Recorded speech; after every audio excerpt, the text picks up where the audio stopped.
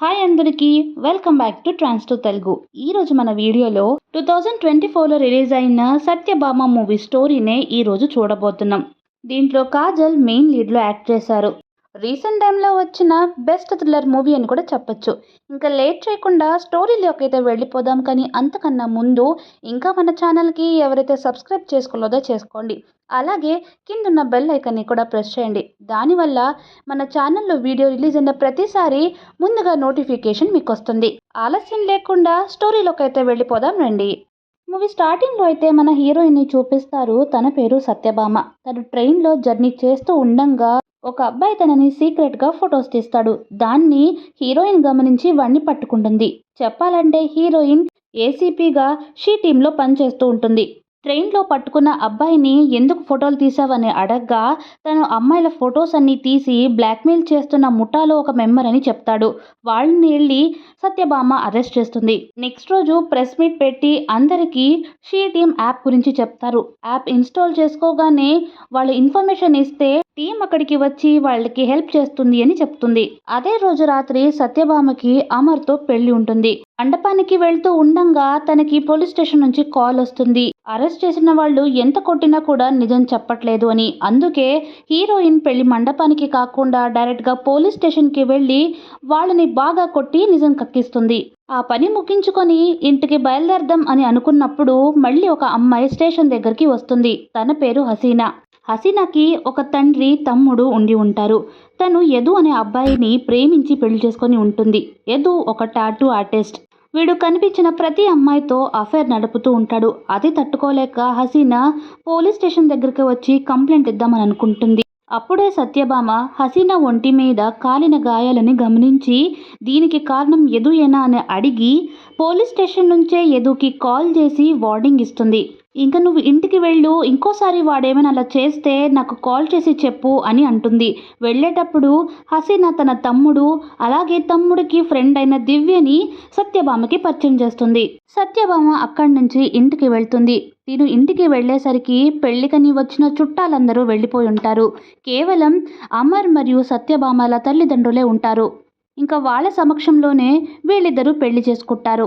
అప్పుడే హసీనా నుంచి మళ్ళీ సత్యకి కాల్ రావడంతో తను హసీనా వాళ్ళ ఇంటి దగ్గరికి వెళ్తుంది. ఈలోగా యదు హసీనాని బాగా కొట్టి తన చేతి మీద బలవంతంగా ఐ డేర్ యూ అని టాటూ వేస్తాడు. సత్య వచ్చేసరికి హసీనాని యదు పొదల్లోకి లాక్కొని వెళ్తాడు. సత్య ఆ ప్లేస్ని కనిపెట్టి అక్కడికి వెళ్ళినప్పుడు యదు హసీనా గొంతు పైన కత్తి పెట్టి తనని దారుణంగా చంపి అక్కడి నుంచి ఎస్కేప్ అవుతాడు. యదు తప్పించుకోకూడదు అని సత్య ఫైర్ చేసినా కూడా యదు మిస్ అయిపోతాడు.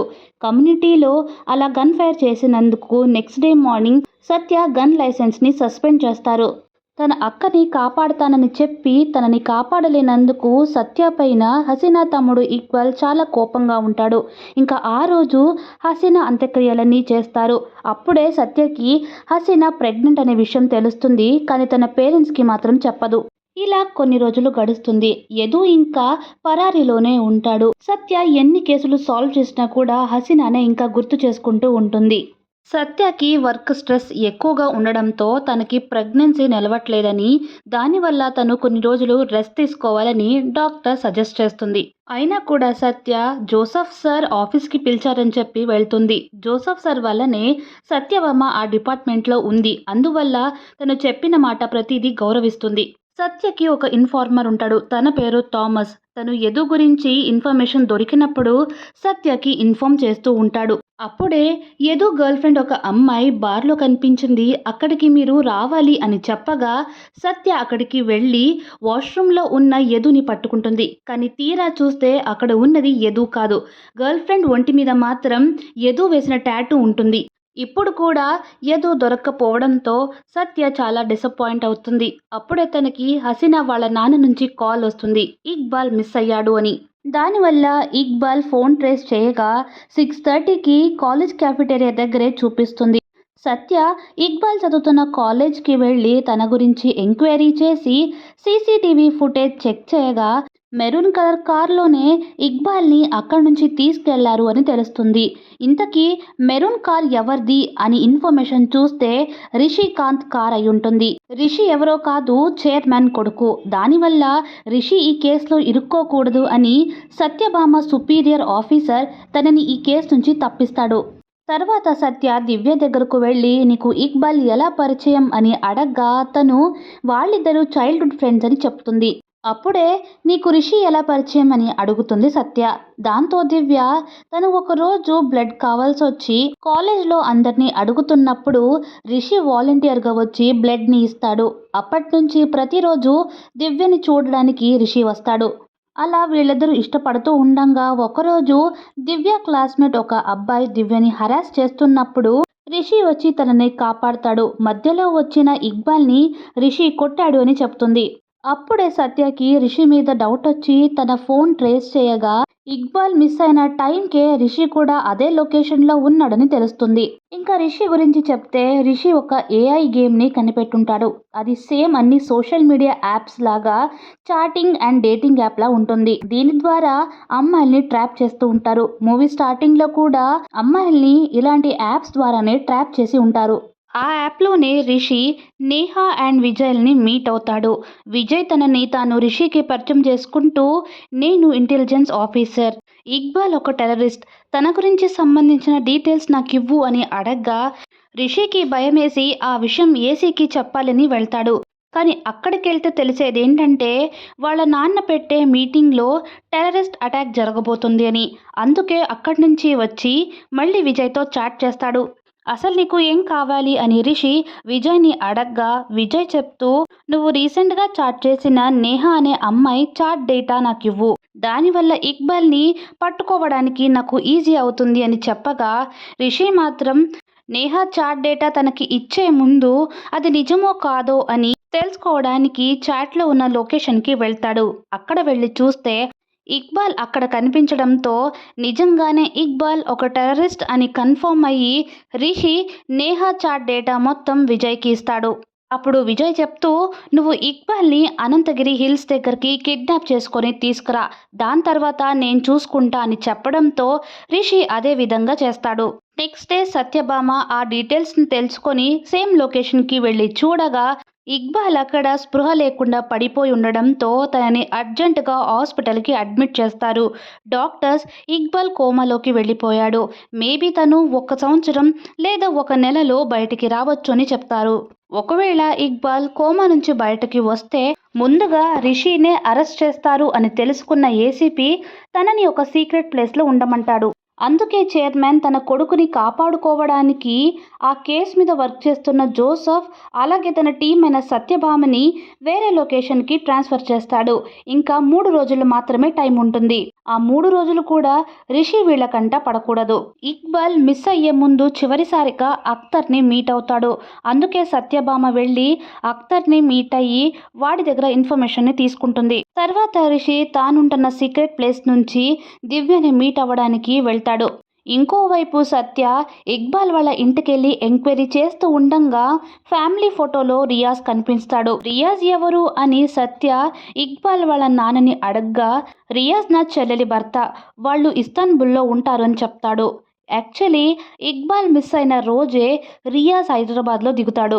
అందుకే వీళ్ళకి రియాజ్ మీద డౌట్ వచ్చి ముందుగా తనని అరెస్ట్ చేసి తీసుకొచ్చి ఇంట్రాగేట్ చేస్తూ ఉంటారు. రిషి మరియు దివ్య కలిసి ఆ రోజు ఇక్బాల్ని కిడ్నాప్ చేసినప్పుడు తనకి ఇంజెక్షన్ ఇవ్వమని ఇచ్చిన వ్యక్తి గురించి దగ్గరే ఉన్న మెడికల్ షాప్లో వెళ్ళి ఎంక్వైరీ చేయగా నాకు ఒక వ్యక్తి సడన్గా వచ్చి ఈ ఇంజెక్షన్ని తీసుకొని ఇవ్వమన్నాడు, అంతే నాకు తెలిసింది అని చెప్తాడు. రిషికి ఉన్న లాస్ట్ హోప్ కూడా పోయి ఉంటుంది. కస్టడీలో ఉన్న రియాజ్ని సత్య టీం వాళ్ళు వదిలేస్తారు. తర్వాత అదే రోజు రాత్రి సత్య కావాలనే రియాజ్కి దొరికిపోతుంది. సత్యని కిడ్నాప్ చేసిన రియాజ్ తనని ఒక ప్లేస్కి తీసుకెళ్లి కట్టేసి పాడేస్తాడు. అక్కడ సత్యతో పాటు ఇంకొక 12 మంది అమ్మాయిలు కిడ్నాప్ చేసుంటారు. అప్పుడే సత్యకి రియాజ్ అమ్మాయిలందరినీ కిడ్నాప్ చేసి ఇస్తాన్బుల్కి అమ్మేస్తాడు అని తెలుస్తుంది. అప్పుడే సత్య అందరి అమ్మాయిల్ని అక్కడి నుంచి తప్పించి సేవ్ చేసే ప్రయత్నం చేస్తుంది. ఈలోగా రియాజ్ అక్కడికి వచ్చి సత్యని ట్రాప్ చేసి కొట్టేస్తాడు. అప్పుడు ఆ 12 మందిలో ఒక అమ్మాయి సత్య ఫోన్ పడిపోయి ఉండడంతో ఫోన్ తీసుకొని షీ టీమ్ యాప్ డౌన్లోడ్ చేసి తన లొకేషన్ని ట్రాక్ చేస్తుంది. దాంతో షీ టీమ్ వాళ్ళు అమ్మాయిని సేవ్ చేయడానికి ఆ లొకేషన్కి వస్తారు. తర్వాత రియాజ్ని చితకబాది ఇక్బాల్ గురించి అడగ్గా తన గురించి ఏం తెలియదు అని చెప్తాడు. జోసెఫ్ అండ్ సత్య టీంకి ఇచ్చిన 3 డేస్ టైం అయిపోయి ఉంటుంది. ఇప్పుడు వాళ్ళు వేరే లొకేషన్కి ట్రాన్స్ఫర్ అవ్వాలి. అయినా కానీ సత్య ఇంకా హసీనా గురించే ఆలోచించడంతో అమర్ అడగ్గా హసీనా చనిపోయేటప్పుడు తను ప్రెగ్నెంట్గా ఉండేది, దానివల్లనే ఈ కేసుని నేను వదలలేకపోతున్నాను అని చెప్తుంది. ఎందుకంటే హీరోయిన్ తాను ప్రెగ్నెంట్ అవ్వడం లేదు అని చెప్పి చాలా బాధపడుతూ ఉంటుంది. ఇలాగే ఒకరోజు థామస్ మళ్ళీ సత్యకి కాల్ చేసి యదు ఎక్కడ ఉన్నాడు అని ఇన్ఫర్మేషన్ ఇస్తాడు. అక్కడికి వెళ్ళి సత్య చూడగా తను యదుయే కాదు అన్నంతగా వీక్ అయిపోయి మనిషే మారిపోయి ఉంటాడు. అతని వైఫ్ని మీ హస్బెండ్ ఎందుకు ఈ విధంగా అయిపోయాడు అని అడగ్గా ఒక సంవత్సరం నుంచి మా హస్బెండ్కి హెల్త్ బాగుండడం లేదు, ఇలాగే రోజు రోజుకి వీక్ అయిపోతున్నాడు అని చెప్తుంది. అప్పుడు సత్యకి డౌట్ వచ్చి మీ హస్బెండ్ని ట్రీట్మెంట్ చేస్తున్న డాక్టర్ ఇతనేనా అని ఇక్బాల్ ఫోటో చూపిస్తే ఆ అమ్మాయి అవును అని చెప్తుంది. అప్పుడు గతంలో ఏం జరుగుంటుంది అని చూపిస్తారు.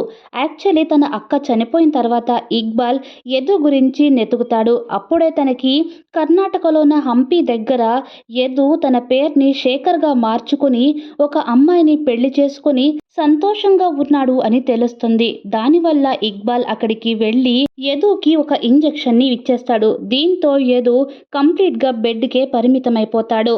దాంతో యదు పెళ్లి చేసుకున్న అమ్మాయి దగ్గరకు వెళ్ళి తనని తాను ఒక డాక్టర్గా పరిచయం చేసుకొని నీ హస్బెండ్కి ప్రతిరోజు ఈ టాబ్లెట్స్ ఇవ్వు, దానివల్ల నయమవుతుంది అని చెప్తాడు.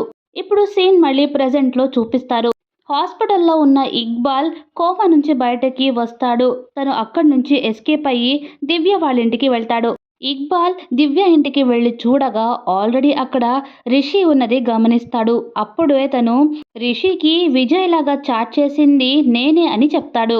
ఇక్బాల్ మాట్లాడుతూ నేను దివ్య చాలా సంతోషంగా ఉండేవాళ్ళం, నువ్వే మధ్యలో వచ్చావు, మమ్మల్ని పాడు చేశావు అని చెప్తూ యదుకి ఇచ్చిన ఇంజెక్షన్నే తినకి కూడా ఇవ్వడానికి వెళ్తాడు. అప్పుడే సీన్లోకి సత్యభామ ఎంటర్ అవుతుంది. తను చెప్తూ నువ్వే విజయ్, నేహ మరియు ఇక్బాల్గా యాక్ట్ చేశావని అంటుంది. ఇక్బాల్తో చెప్తూ మీ అక్కని చంపిన వాడి మీద ప్రతీకారం తీర్చుకోవడానికి నీలో ఉన్న మనిషిని నువ్వు మర్చిపోయి ఒక మృగంలా బిహేవ్ చేశావు. ఒకవేళ మీ అక్కగాని బ్రతికి ఉండుంటే నీలాంటి వాడిని చంపేసేది అని అంటూ తన మీద గన్ పాయింట్అవుట్ చేసి చంపడానికి చూస్తుంది. అప్పుడే ఇక్బాల్ తన చేసిన తప్పుని అర్థం చేసుకుంటాడు. అలాగే పోలీసులు వచ్చి ఇక్బాల్ని అరెస్ట్ చేస్తారు. దీంతో మూవీ ఎండ్ అవుతుంది. మనకి ఎవరైనా ద్రోహం చేస్తే ఆ శిక్ష వాళ్ళకి ఖచ్చితంగా తగులుతుంది, దానికోసం మనం మృగంలా మారనవసరం లేదు అని చెప్తూ ఈ మూవీ ఇంతటితో ఎండ్ చేస్తారు. నా ఎక్స్ప్లెనేషన్ మీకు నచ్చినట్టయితే కిందున్న లైక్ బటన్ని ప్రెస్ చేయండి. అలాగే మీ ఫ్రెండ్స్ అండ్ ఫ్యామిలీకి కూడా ఈ వీడియోని షేర్ చేయండి. మరిన్ని ఇలాంటి వీడియోస్ కోసం మన ఛానల్ని సబ్స్క్రైబ్ చేసుకోవడం మాత్రం మర్చిపోకండి. ఇంకొక వీడియోతో మీ ముందుకి వస్తాను. Until then stay tune. Thank you. Bye bye.